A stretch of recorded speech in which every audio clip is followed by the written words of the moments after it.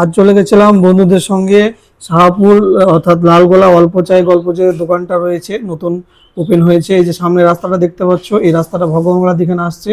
এই যে petrol pump, এটা যশোরতলা মোড়ের যে পেট্রোল পাম্পটা রয়েছে ঠিক সামনেই রয়েছে অল্প চাই গল্প এই দোকানটা।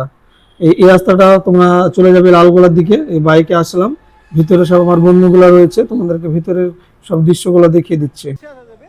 ভিতরে ঢুকেই ডান হাতে চোখে পড়লো একটা সেলফি পয়েন্ট অর্থাৎ ছবি তোলার জায়গা। খুব সুন্দর করে সাজিয়েছে, যারা ছবি তুলতে ভালোবাসে তারা এখানে এসে ছবি তুলতে পারে। এখানে বসার জায়গা রয়েছে কিছুটা।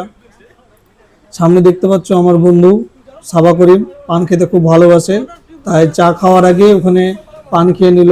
এবং তোমাদেরকে দেখিয়ে দিয়ে যে সামনে রয়েছে বসার জায়গা, সোফা সোফা রয়েছে, 3টে সোফা রয়েছে। সাধারণত চায়ের দোকানে এগুলো সচরাচর থাকে না যে সোফাতে বসে কেউ চা খাবে, বাট এরা আলাদা ইউনিক কিছু ভেবে এটা বানিয়েছে। যাই হোক, খুব ভালো লাগলো দেখে। সামনে সিঁড়ি দিয়ে নেমে যাচ্ছি এবং তোমাদেরকে দেখিয়ে দিই যে সামনে বসার জায়গা রেখেছে ওরা। যতটা শুনলাম ওখানে পরবর্তীতে ওটা রেস্টুরেন্ট হিসাবে, মানে রেস্টুরেন্টের সব কিছু সামগ্রী পাওয়া যাবে। আপাতত ওখানে চা, লস্যি, স্প্রাইট এগুলোই পাওয়া যাচ্ছে, কফি পাওয়া যাচ্ছে।